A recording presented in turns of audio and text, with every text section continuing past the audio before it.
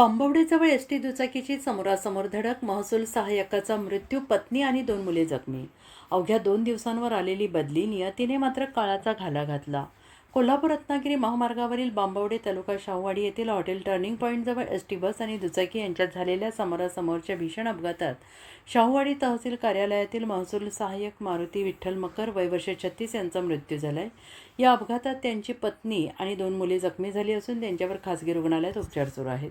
पोलिसांनी दिलेल्या माहितीनुसार मारुती मकर हे दुचाकी क्रमांक MA09 FU 5040 वरून पत्नी काजल, मुलगी सई, मुलगा समर्थ यांना उपचारासाठी बांबवडे येथे घेऊन जात होते. दरम्यान बांबवडे जवळील हॉटेल टर्निंग पॉईंटच्या वळणावर कोल्हापूरहून रत्नागिरीकडे जाणारी शिवाई एसटी बस क्रमांक MH12Z 9534 आणि त्यांच्या दुचाकीची समोरासमोर धडक झाली.